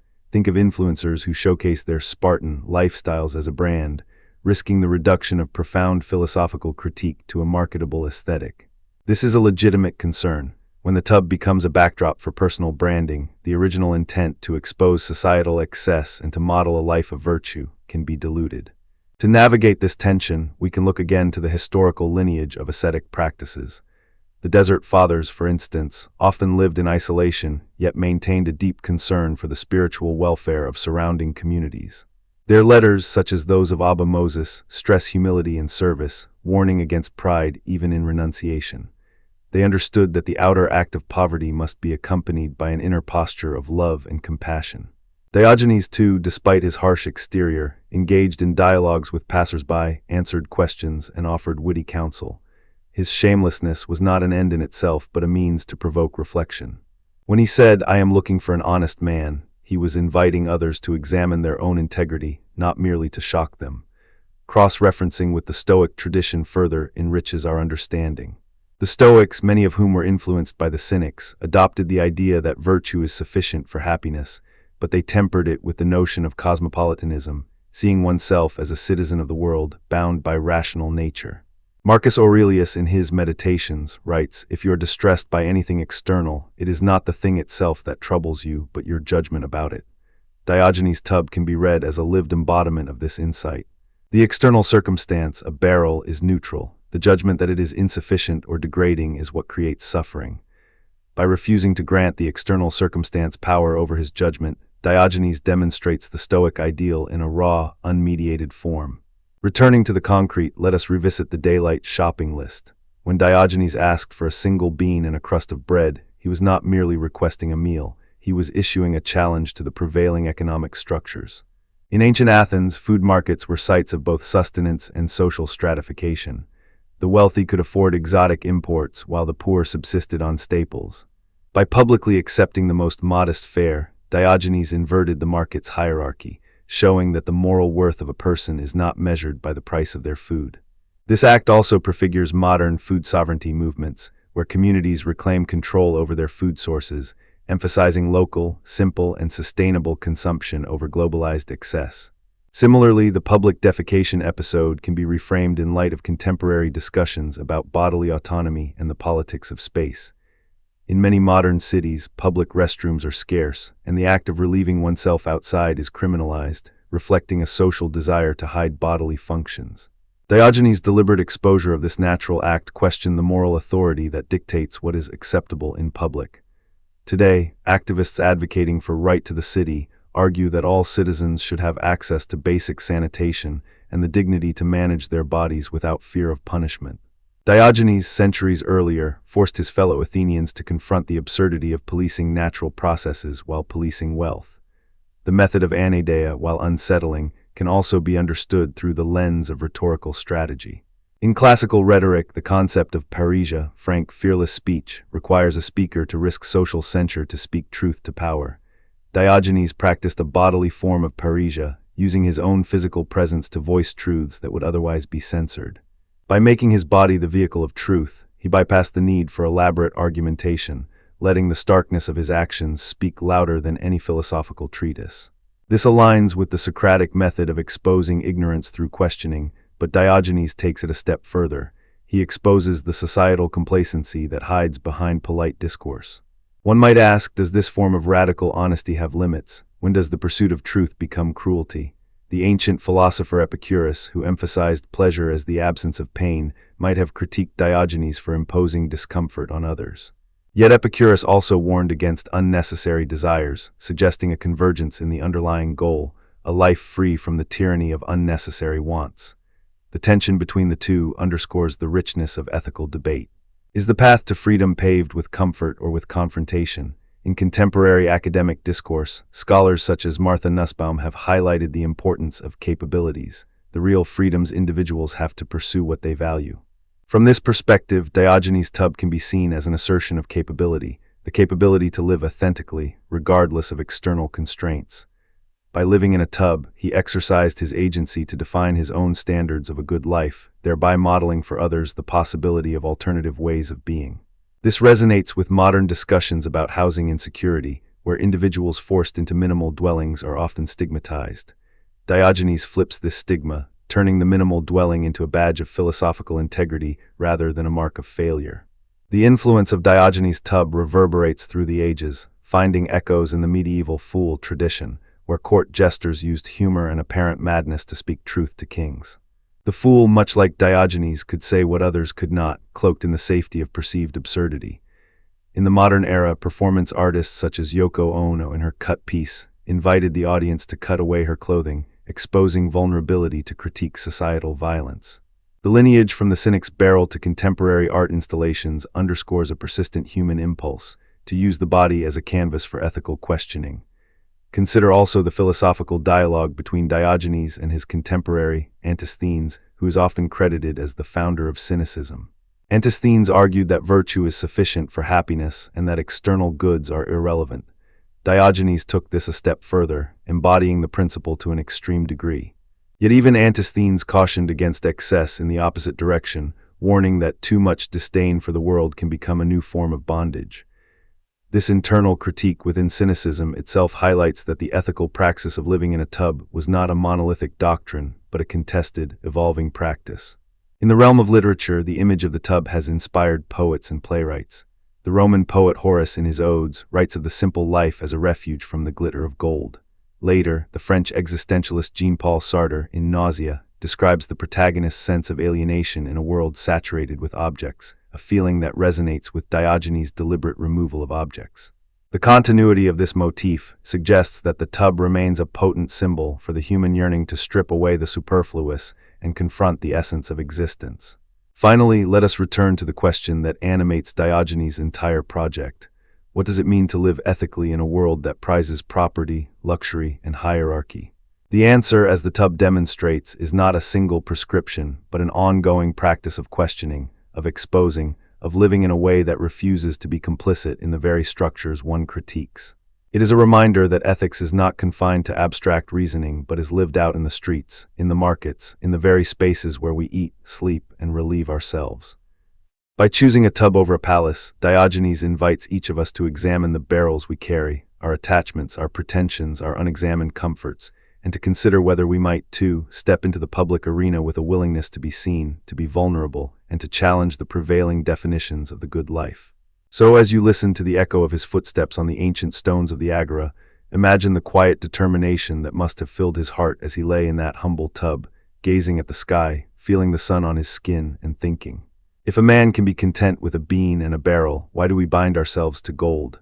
The question lingers, inviting us to contemplate our own relationship with possession, with public space, and with the moral courage required to live authentically. In the end, the tub is more than a piece of wood. It is a mirror, reflecting not only the philosophy of Diogenes, but also the endless possibility that each of us might, in our own modest way, become a living critique of the world we inherit. When we speak of Diogenes of Sinope, the image that first comes to mind is often that of a man curled up in a barrel, a lantern in his hand, proclaiming that he was looking for an honest man. Yet the ripples of that single, provocative gesture have traveled far beyond the dusty streets of 4th century Athens, seeping into the spiritual deserts of early Christianity, the illuminated manuscripts of medieval scholars, the salons of the Renaissance, the pamphlets of the Enlightenment, and finally into the existential corridors of the 20th century. To understand the true breadth of Diogenes' influence, we must follow that lantern's beam through history, pausing at each turning point to listen to the voices that echoed his cynic call for simplicity, authenticity, and radical freedom. The first significant echo of Diogenes' austere philosophy appears not among the philosophers of the Hellenistic world, but among the desert fathers of early Christianity. Saint Anthony the Great, who in the 3rd century retreated into the Egyptian desert to escape the decadence of the Roman world, is often described as a cynic of the Christian faith. In his own words, Anthony wrote, "I have taken the desert as my home, not because I love solitude, but because I love the freedom that solitude gives me." This sentiment mirrors Diogenes' declaration that the sun, the wind, and the earth are sufficient for a man. Both men, though separated by centuries and differing religious convictions, embraced a life stripped of excess, seeking instead the inner wealth of self-sufficiency. Early hagiographies, such as Athanasius's Life of Anthony, recount how the saint would sleep on a simple mat, subsist on dates and water, and shun any form of material comfort, a lifestyle that, to a contemporary observer, would have seemed as radical as Diogenes' own rejection of the polis. The parallel is not accidental. Early Christian writers were keenly aware of the Cynic tradition, and they often borrowed its language to frame the ascetic ideal. As the monk John Cassian later noted, the desert is the true city for the soul, as the Cynic taught that the world is a prison. In this way, Diogenes' legacy was reframed as a spiritual discipline, a template for Christian renunciation that would shape monasticism for centuries. Moving forward into the medieval period, the influence of Diogenes becomes more subtle, yet no less significant. In the 12th century scholastic commentary of Peter Abelard, we find a passing reference to the cynic's lamp, used as a metaphor for the philosopher's search for truth amidst the darkness of opinion. Abelard writes, "Just as Diogenes walked the streets of Athens with his lantern, so must the scholar illuminate the corridors of learning with reason." Though Abelard does not adopt the Cynic's radical rejection of social conventions, he acknowledges the power of the Cynic's method. A public provocative challenge to complacency. Later, in the 13th century, the Italian mystic and poet Guido Cavalcanti, a contemporary of Dante, composed verses that echo the Cynic's disdain for worldly wealth. "Give me the bare stone of the earth, and I shall build a palace of virtue upon it." These medieval allusions demonstrate that Diogenes' paradoxes, his use of irony, his willingness to live in public view while rejecting public norms, continued to inspire thinkers who sought to pierce the veil of convention, even if they cloaked their admiration in the language of Christian piety. The Renaissance, with its revival of classical texts, offered a more direct encounter with Diogenes. Michel de Montaigne, the French essayist whose reflective prose opened a new window onto the self, devotes a memorable passage to the Cynic. In his essay Apology for Raymond Sebond, Montaigne writes, "I have often imagined that if I were to walk the streets of Athens with a lantern, as Diogenes did, I would find no honest man, yet I would also find a man who, like me, is content with his own company." Montaigne's admiration is evident not only in his citation of Diogenes, but also in his method. A skeptical, self-critical stance that mirrors the Cynic's practice of exposing pretension. Montaigne's essays, circulated widely among the literati of the 16th century, served as a conduit through which Diogenes' ideas entered the European intellectual mainstream. The French humanist Erasmus, too, referenced Diogenes in his Adagia, noting the Cynic's ability to live in poverty and yet be rich in virtue. In these Renaissance texts, Diogenes is no longer a marginal figure of Greek comedy. He becomes a symbol of intellectual honesty, a model for the writer who wishes to strip away rhetorical flourish and speak plainly. The Enlightenment, with its zeal for reason and its penchant for satire, took Diogenes into a new arena. The public sphere of pamphleteering and caricature. Voltaire, ever the master of the witty polemic, lampooned the philosopher's extreme simplicity in his philosophical dictionary. He wrote, "If Diogenes had lived in our age, he would have been called a philanthropist, for he would have given away all his possessions to the poor, and then would have been forced to beg for his own food." Voltaire's caricature, while humorous, underscores a deeper recognition that Diogenes' critique of materialism resonated with Enlightenment concerns about the corruption of wealth and the loss of civic virtue. In the same period, the German writer Johann Gottfried Herder praised the Cynic's natural man as a counterpoint to the artificiality of courtly life. Herder's essays on the original human being echo Diogenes' belief that virtue is found not in external accolades, but in the inner alignment with nature. The Enlightenment thus reframed the Cynic as both a moral critic and a comedic foil, a duality that would later be taken up by existentialist thinkers. It is in the 19th and 20th centuries that Diogenes' legacy finds its most dramatic reinterpretation, as modern philosophers grapple with questions of authenticity, freedom, and the absurd. Friedrich Nietzsche, perhaps the most outspoken admirer of the Cynic, famously declared, "I love Diogenes, the free spirit, who lives according to his own law, who laughs at the gods, and who is not ashamed of his nakedness." Nietzsche's admiration is not merely historical. He sees in Diogenes a prototype of the Übermensch, a being who creates values beyond the herd morality of society. In his Thus Spoke Zarathustra, Nietzsche writes, "The higher man must become a cynic, for the world is a stage, and the actors must be aware of their masks." The German philosopher's appropriation of Diogenes serves to illustrate the existential demand for self-creation, for living without reliance on external validation. Nietzsche's reading of Diogenes is radical, yet it resonates with the earlier Christian ascetics who also sought freedom from worldly attachments, albeit for different ends. Jean-Paul Sartre, the French existentialist, offers another layer of interpretation. In Being and Nothingness, Sartre discusses authentic existence as the act of owning one's freedom, of acknowledging that existence precedes essence. While Sartre never mentions Diogenes by name in his major works, his concept of bad faith, the denial of one's freedom through self-deception, finds a clear parallel in the Cynic's public shaming of hypocrisy. The anecdote of Diogenes walking into Plato's academy with a plucked chicken, declaring it a human to mock Plato's definition of man, serves as an early illustration of what Sartre would later term the gaze of the other. Diogenes forces the onlookers to confront the emptiness of their own definitions, just as Sartre forces his characters to confront the emptiness of their self-imposed roles.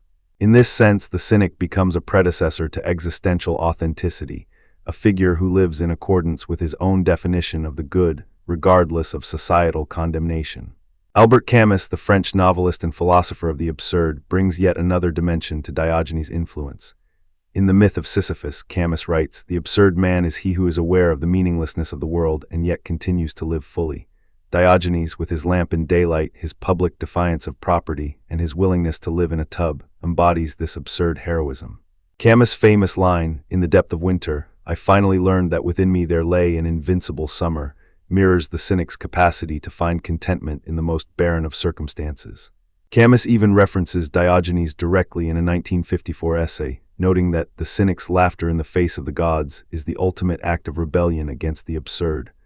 By aligning Diogenes with the absurd, Camus underscores a timeless lesson. That freedom is found not in the external world, but in the attitude we adopt toward it. To see how these philosophical appropriations translate into concrete cultural movements, we turn to two detailed case studies. The first is the French Cynique literary movement of the late 18th and early 19th centuries. Emerging in the wake of the French Revolution, a group of writers and pamphleteers, most notably the poet André Chénier and the journalist Charles de Lameth, adopted the cynic's iconography and rhetoric to critique the new bourgeois order. They published a series of pamphlets titled Le Lanternnier, each featuring a stylized lantern and a satirical portrait of Diogenes perched on a barrel. In these pamphlets, the authors would write, "We, like Diogenes, wander the streets of Paris with a lantern, searching for the honest man among the aristocrats turned merchants."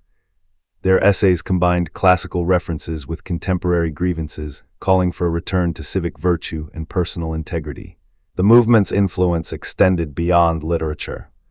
It inspired a wave of political cartoons in the satirical journal La Charivari, where Diogenes was depicted confronting Napoleon with the words, "Your empire is but a barrel, and you its foolish occupant."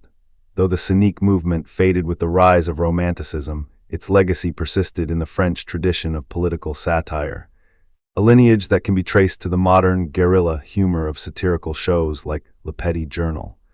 The second case study examines the adoption of cynic motifs within the Beat generation of mid-20th century America. Writers such as Jack Kerouac, Allen Ginsberg, and William S. Burroughs, disillusioned with post-war consumer culture, found resonance in Diogenes' disdain for material excess. In Kerouac's On the Road, the protagonist Sal Paradise describes a night spent sleeping on a park bench, remarking, "I felt like Diogenes with my lantern, searching for the honest man in the neon glow of Times Square." Ginsberg's poem Howl contains a line that reads, "Who blew up the world's complacent barrows, who sat on the streets like Diogenes." Laughing at the gods of commerce, the Beats not only referenced Diogenes in their writings, they embodied his practice by living itinerant lives, rejecting conventional employment, and forming spontaneous communities that valued experience over possession. Their gatherings in San Francisco's North Beach cafes often featured readings of Diogenes' apocryphal sayings, such as, "I am looking for an honest man, but I have found only the echo of my own footsteps." The Beat movement's embrace of cynic motifs demonstrates how Diogenes' philosophy can be reinterpreted as a countercultural stance, a living critique of the consumerist ethos that defined the post-war era. Yet not all scholars accept the magnitude of Diogenes' influence. A prominent counter-argument comes from the classicist Paul Cartledge, who argues that the cynic tradition is often overstated in later historiography. Cartledge points out that many of the anecdotes attributed to Diogenes, such as his famous encounter with Alexander the Great where he allegedly said, "Stand out of my sunlight," are likely apocryphal, crafted by later biographers to dramatize a philosophical point. He maintains that the early Christian desert fathers, while practicing asceticism, were more directly influenced by Jewish prophetic traditions and the teachings of the gospel than by any Hellenistic cynic. Similarly, the medieval references to Diogenes are, in Cartledge's view, sporadic and peripheral, serving more as literary ornaments than as substantive philosophical foundations. From this perspective, the Renaissance revival of Diogenes is seen as a selective appropriation, a Renaissance humanist's fascination with the exotic rather than a genuine transmission of cynic doctrine. Another scholar, the contemporary philosopher Martha Nussbaum, offers a different critique. Nussbaum contends that the modern minimalist and stoic appropriations of Diogenes often conflate his radical anti-social stance with a benign self-help ethic. She writes, to present Diogenes as a model for decluttering or mindful living risks sanitizing his provocative challenge to power and his willingness to live in public shame. Nussbaum warns that such reinterpretations dilute the subversive edge of cynic philosophy, turning a revolutionary critique into a lifestyle choice that can be comfortably marketed on Instagram. In this view, the current popularity of the minimalists, or the tidy-up philosophy of Marie Kondo, while echoing Diogenes' disdain for excess, misses the point that Diogenes used poverty as a weapon against the pretensions of the polis, not merely as a path to personal tranquility. These counter-arguments, however, do not erase the undeniable threads that connect Diogenes to later intellectual currents. They invite us to refine our understanding, to distinguish between the mythic veneer that surrounds the cynic and the concrete ways his ideas have been mobilized. In doing so, we also uncover a fascinating dialogue between Diogenes and the resurgence of Stoicism in the 21st century. Modern Stoic blogs, such as Daily Stoic, often cite the cynic's emphasis on self-sufficiency and the indifference to external circumstances. They quote Epictetus, a Stoic who himself was a former slave, saying, "It is not things themselves that disturb us, but our judgments about them." Yet the Stoic's calm rationality contrasts with the cynic's flamboyant provocation.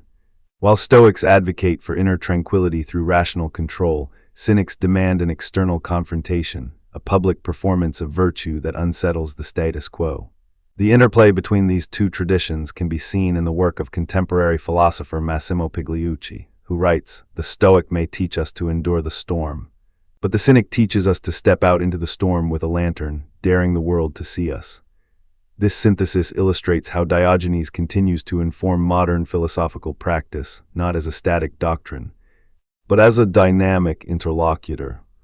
The relevance of Diogenes' legacy is perhaps most palpable in the current minimalist movement, which champions the reduction of material possessions to achieve greater freedom. The minimalists Joshua Fields Milburn and Ryan Nicodemus often speak of living with less so you can experience more, a sentiment that would have resonated with Diogenes' famous retort to a wealthy patron who offered him a cloak.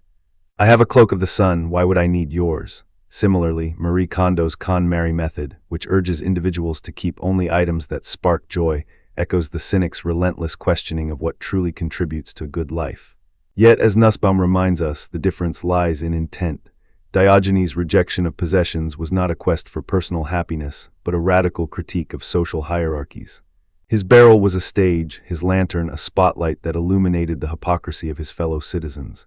When modern minimalists share tidy photographs of decluttered spaces, they may inadvertently echo Diogenes' aesthetic, but they often lack his confrontational edge. The dialogue between Diogenes and contemporary minimalism, therefore, becomes a conversation about purpose. Is the goal to achieve inner peace, or to expose the emptiness of societal expectations? To bring these threads together, let us imagine a modern scenario. A young professional, disillusioned by corporate culture, decides to quit their high-paying job, sells most of their belongings, and moves into a tiny house on the edge of a city park. They set up a small lantern on their balcony, and each evening they walk the streets, greeting strangers with a smile and a question. "Do you know an honest man?" In this act, they are performing a contemporary Diogenes, using the language of minimalism to strip away the superfluous, but also employing the cynic's public provocation to challenge the complacency of passers-by. The scene captures the synthesis of ancient philosophy and modern lifestyle, illustrating how Diogenes' lantern continues to illuminate the path for those who seek authenticity in a world saturated with distraction. Returning to the historical narrative, it is worth revisiting the anecdote of Diogenes' encounter with Alexander the Great, a story that has been retold countless times because it encapsulates the power of the cynic's defiance. According to Plutarch, when Alexander, having conquered the known world, approached Diogenes and asked if there was anything he could do for him, the philosopher replied, "Yes, stand out of my sunlight." This terse reply, delivered while Diogenes lounged in his barrel, is often interpreted as a simple rebuff, but it also serves as a profound philosophical statement. That the true sovereign is not the ruler of territories, but the ruler of one's own inner light. The story was later invoked by Voltaire in his satire, by Nietzsche in his critique of power, and by modern activists who stage sunlight protests, occupying public spaces to demand transparency from governments. The persistence of this anecdote across ages demonstrates how a single image can become a cultural meme, a shorthand for resistance against domination. Another historical anecdote that illustrates Diogenes' lasting impact is the medieval scholar Thomas Aquinas' reference to the cynic in his Summa Theologica.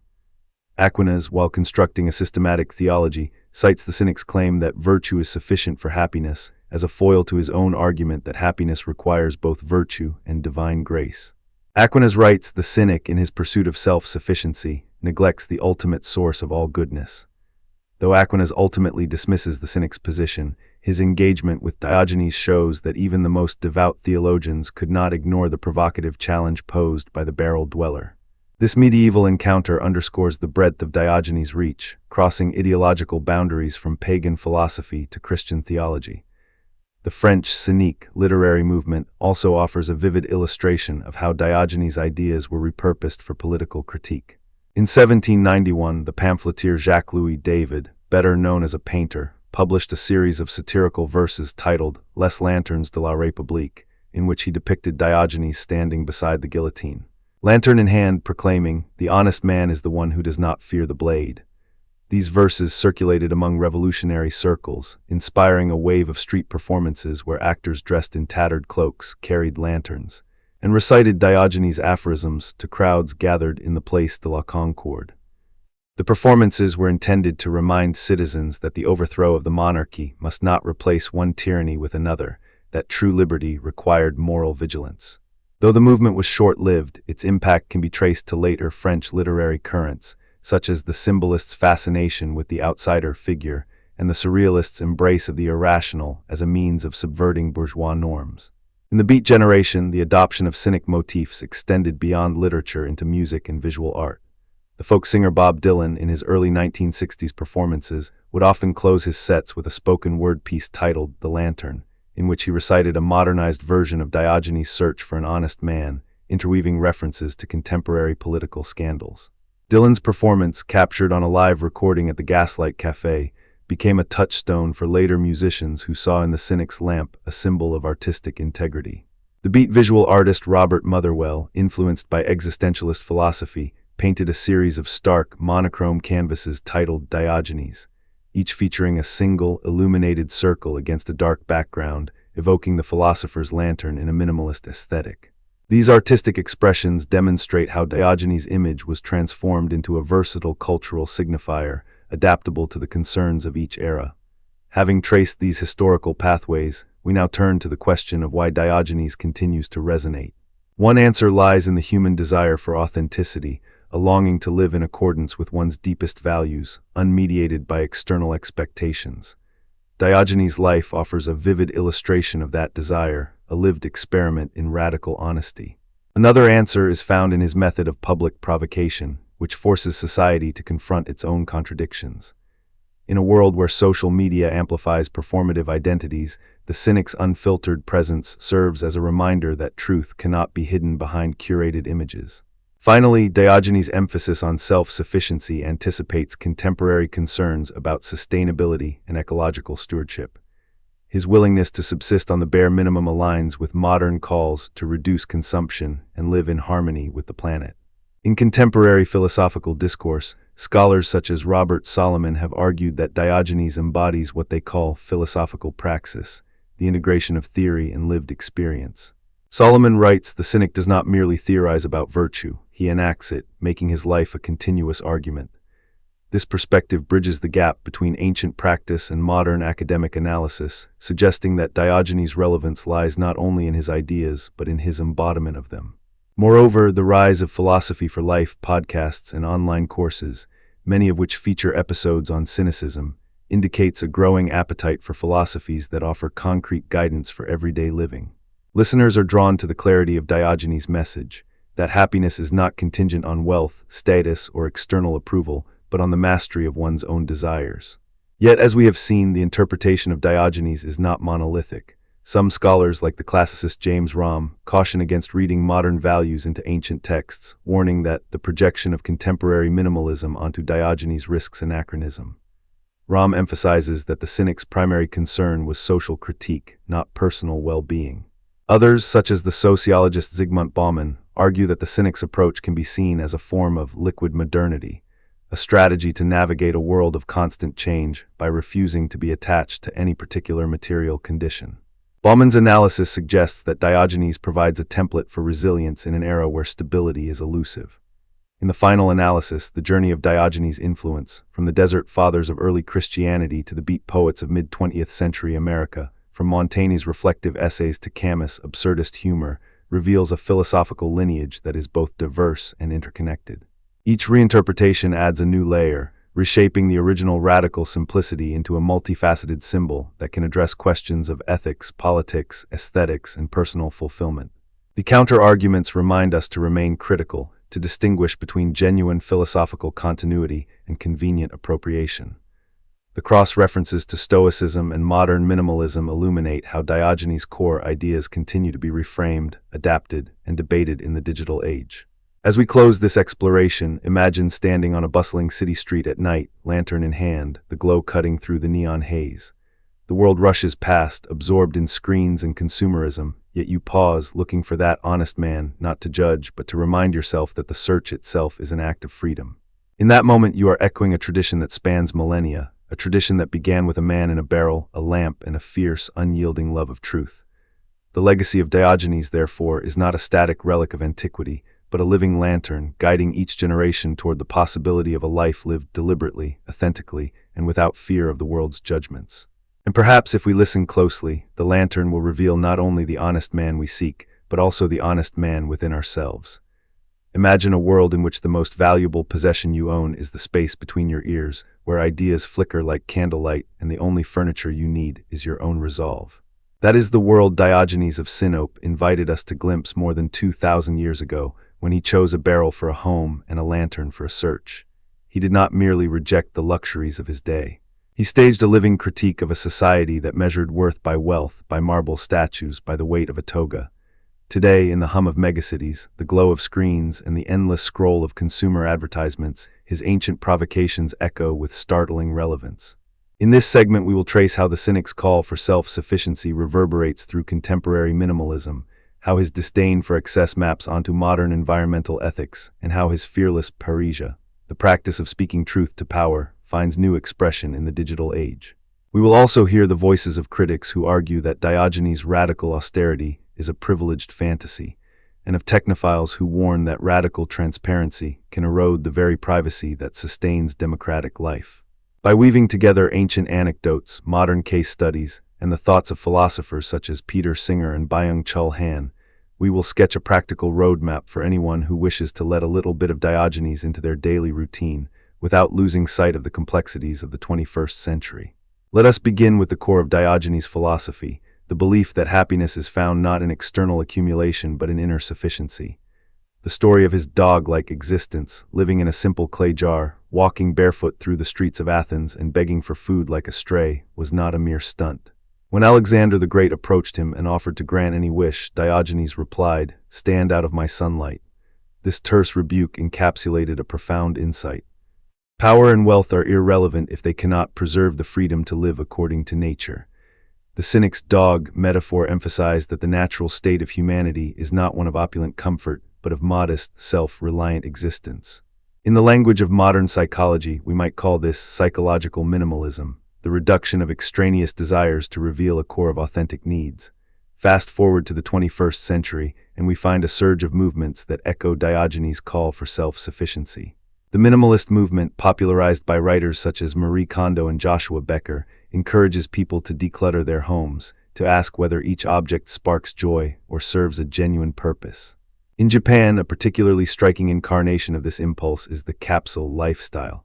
Small, pod-like apartments, sometimes no larger than a single mattress, are rented by young professionals and students who trade spacious living rooms for proximity to transit, lower rent, and a radical reduction in possessions.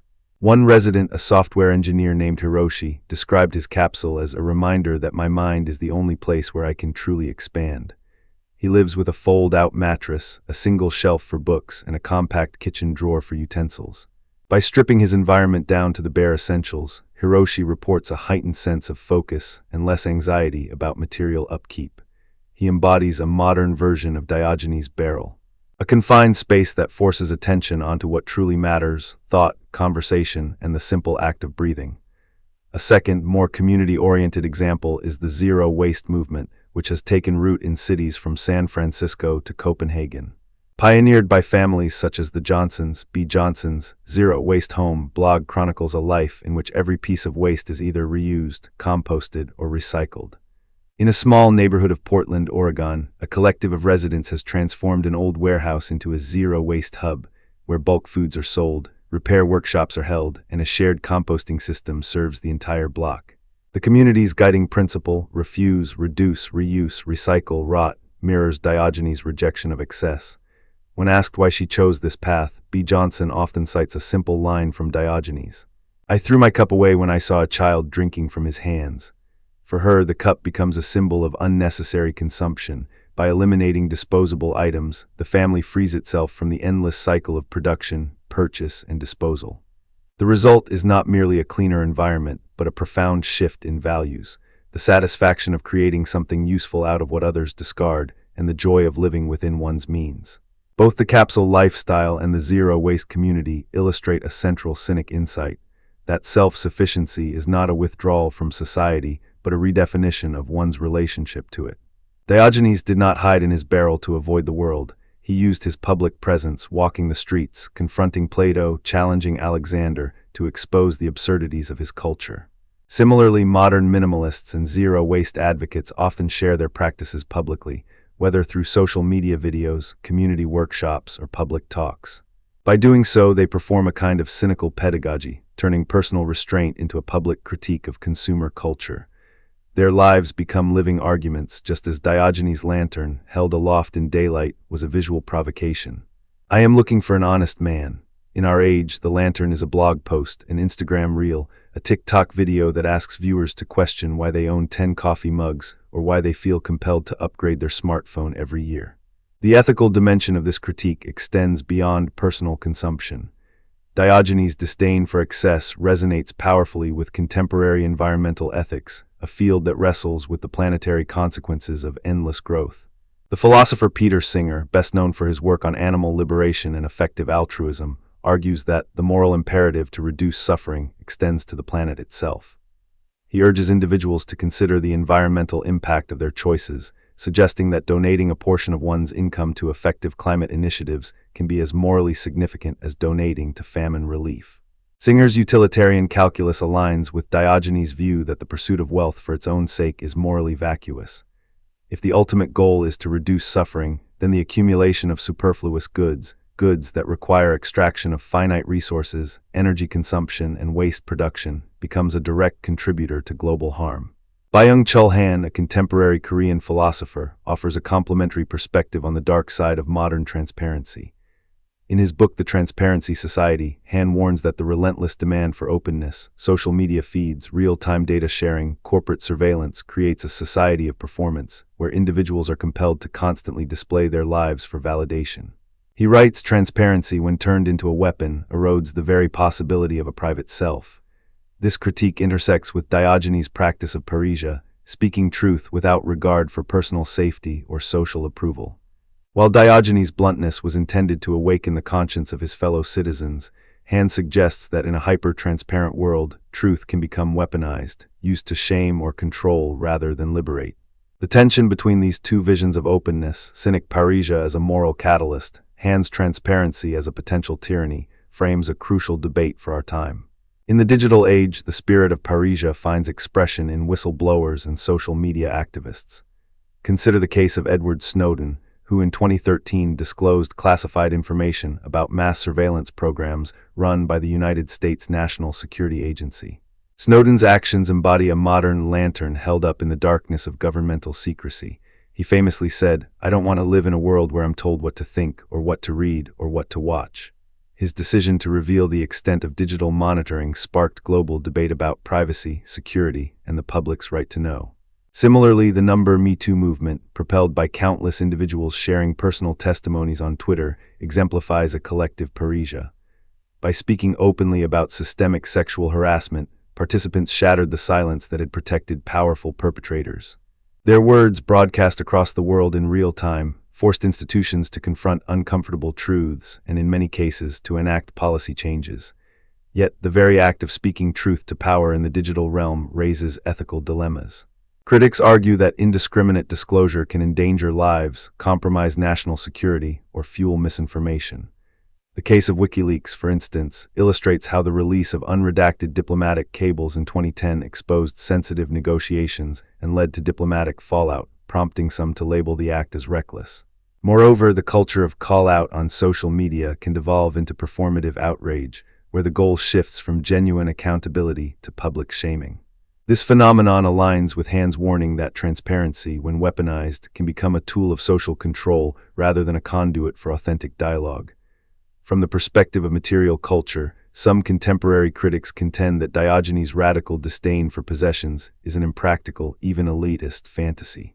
Philosopher Alain de Botton, in The Architecture of Happiness, argues that objects and spaces shape our emotional lives, providing comfort, identity, and a sense of belonging. He writes, "We need objects not merely for utility, but for the stories they tell about who we are." By this logic, a complete rejection of material comfort could lead to alienation, especially for those whose survival depends on stable housing and food security. In other words, the cynic's barrel, while powerful as a symbolic critique, may be unattainable for the working poor, for whom the struggle to meet basic needs leaves little room for philosophical experimentation. A second line of critique comes from technophiles who champion the benefits of data sharing and digital connectivity. Proponents of the quantified self movement, for example, argue that tracking one's sleep, heart rate, and productivity through wearable devices can lead to healthier, more efficient lives. They claim that transparency about one's habits enables better self-knowledge and societal improvement. From this standpoint, the cynic's call for radical simplicity could be seen as an impediment to progress, a nostalgic retreat that ignores the potential of technology to amplify human capability. The question then becomes, can we reconcile Diogenes' call for minimalism with a world increasingly mediated by data and digital artifacts? To navigate these tensions, we can look to hybrid models that blend cynic principles with pragmatic considerations. One approach is intentional minimalism, a concept championed by the Japanese aesthetic of wabi-sabi, which finds beauty in imperfection and transience. Rather than discarding all possessions, intentional minimalists ask, does this item serve a purpose that aligns with my values? This reflective question mirrors Diogenes' practice of questioning the value of every object he encountered. In practice, it might mean keeping a favorite book that nurtures the soul while donating a collection of fashion magazines that merely clutter a shelf. By making choices based on purpose rather than habit, individuals can reduce consumption without compromising essential comforts. A second approach is transparent responsibility, a framework that encourages openness while safeguarding privacy. This model draws on the work of privacy scholar Helen Nissenbaum, who proposes contextual integrity as a guiding principle. Information should flow freely when it serves the social context, but be protected when it threatens personal dignity. Applying this to digital activism, one might share evidence of corporate malfeasance through anonymized data sets, thereby exposing wrongdoing without endangering whistleblowers.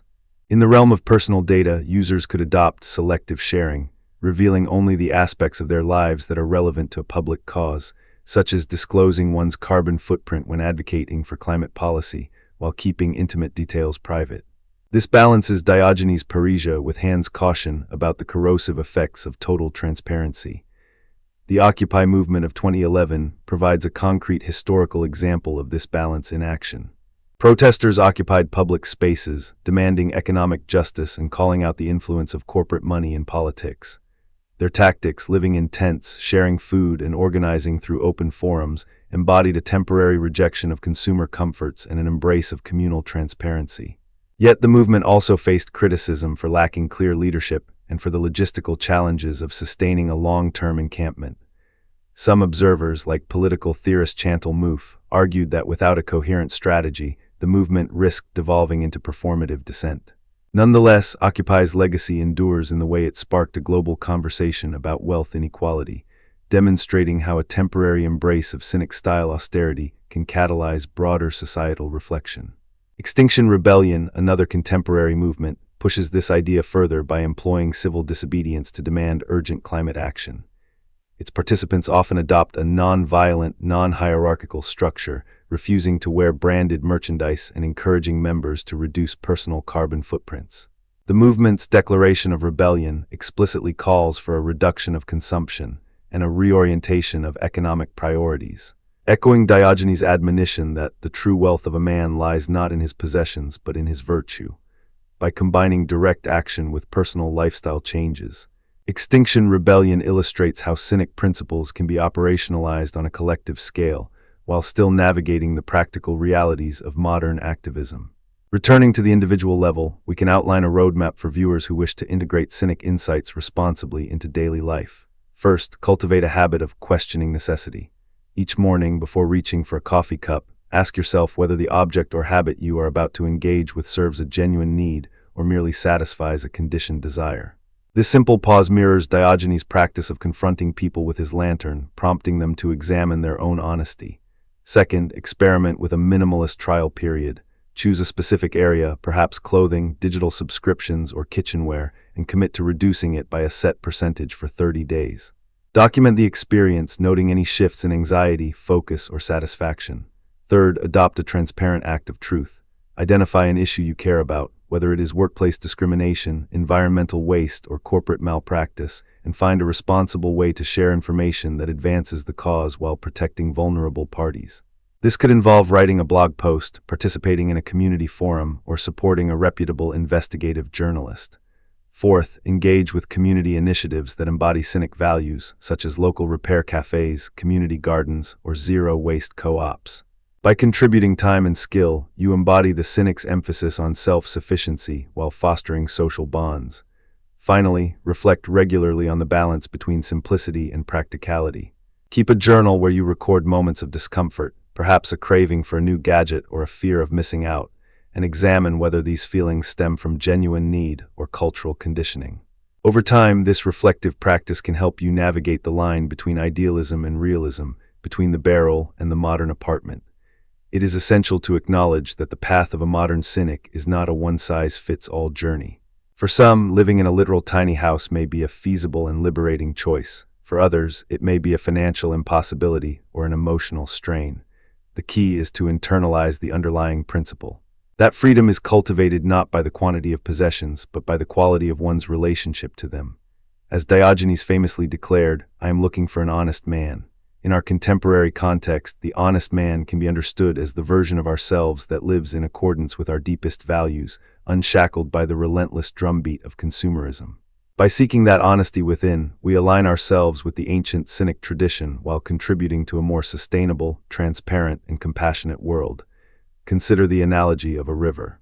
A river that is dammed and diverted by countless small barriers, representing endless purchases, subscriptions, and status symbols, loses its natural flow, becoming stagnant and prone to overflow.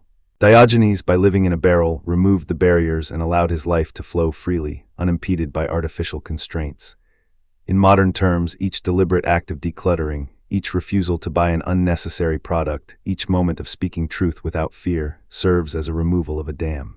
The cumulative effect is a river that moves more swiftly toward its destination, whether that destination is personal fulfillment, ecological balance, or social justice.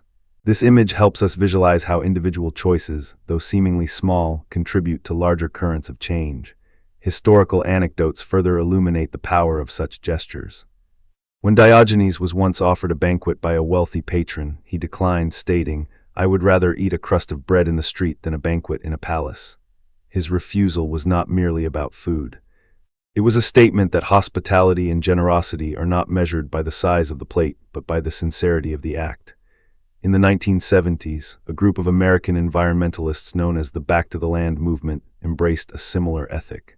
They left urban jobs, purchased small plots of land, and built earth bag houses, growing their own food and rejecting the corporate food system. Their lifestyle choices, though often romanticized, demonstrated a tangible commitment to living within ecological limits, a living embodiment of Diogenes' principle that virtue, not wealth, should be the measure of a good life. Another anecdote from antiquity underscores the power of Parrhesia. When Plato described his ideal city in the Republic, he imagined a society governed by philosopher kings, whose wisdom would guide the masses.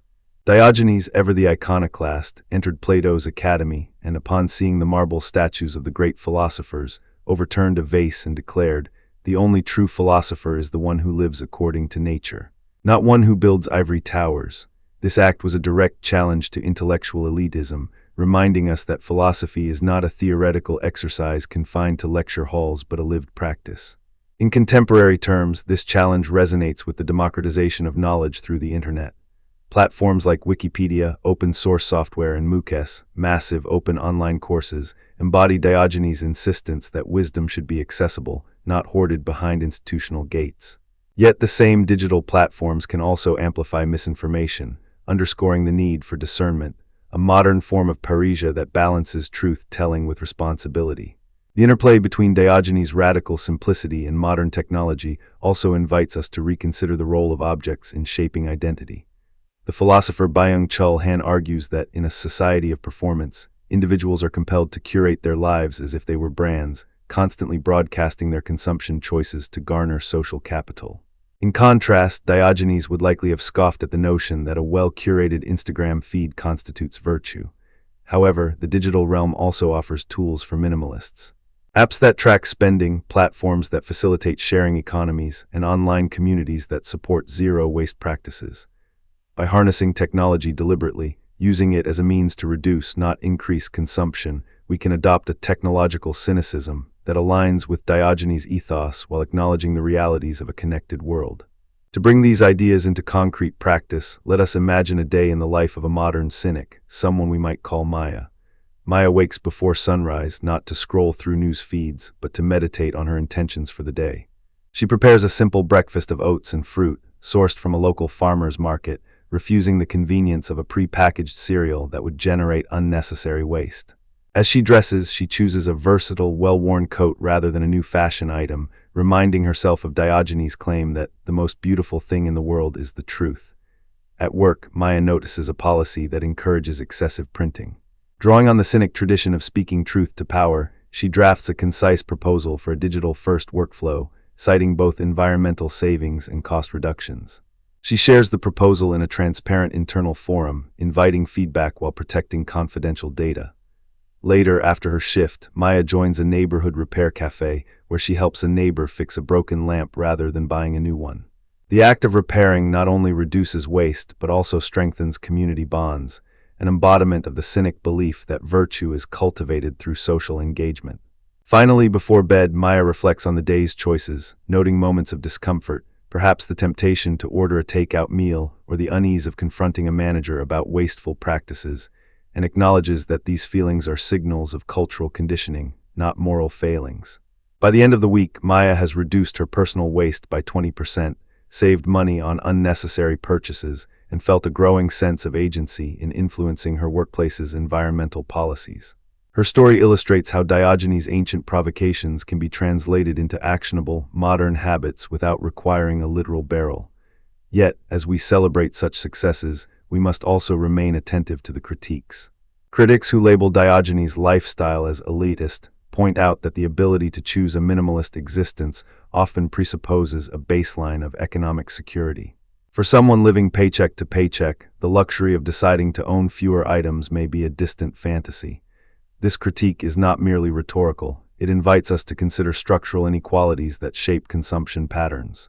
One response, inspired by Peter Singer's effective altruism, is to direct resources toward policies that expand economic opportunity, such as universal basic income, affordable housing, and access to education, thereby creating the conditions in which more people can exercise the freedom to choose simplicity. In other words, the pursuit of cynic virtues must be accompanied by a commitment to social justice, ensuring that the path to minimalism is not reserved for the privileged few. The privacy critique, articulated by technophiles and privacy advocates, warns that radical transparency can erode the safe spaces necessary for dissent and personal growth. In a world where every utterance can be recorded, the fear of surveillance may silence the very voices that Diogenes championed. To address this, we can adopt a principled opacity approach. Maintain transparency about matters of public interest, such as corporate wrongdoing or governmental abuse, while protecting personal data that does not serve a collective good. This approach mirrors the ancient cynic's selective engagement.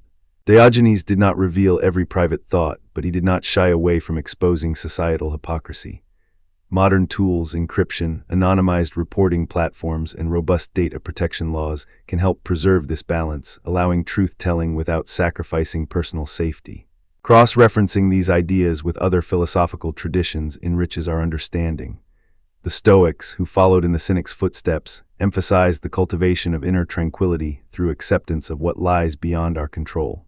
Modern Stoic practitioners, such as Ryan Holiday, argue that the obstacle is the way, suggesting that constraints, whether material scarcity or social pressure, can become catalysts for growth. This Stoic perspective dovetails with Diogenes' embrace of hardship as a path to virtue. Meanwhile, the Buddhist principle of non-attachment resonates with the cynic's rejection of material desire, offering meditation techniques that help individuals detach from cravings. By weaving these traditions together, we can construct a more holistic ethical framework that supports minimalism, environmental stewardship, and courageous speech. In sum, the ancient figure of Diogenes, with his barrel, his lantern, and his unapologetic disdain for pretension, offers more than a historical curiosity. He provides a lens through which we can examine the excesses of our own age: excess in consumption, excess in data, excess in hierarchical power structures. His practice of living as a critique invites us to ask, what do I truly need to live well? It also challenges us to speak truth, even when it makes us uncomfortable, and to do so responsibly, respecting the privacy and dignity of others.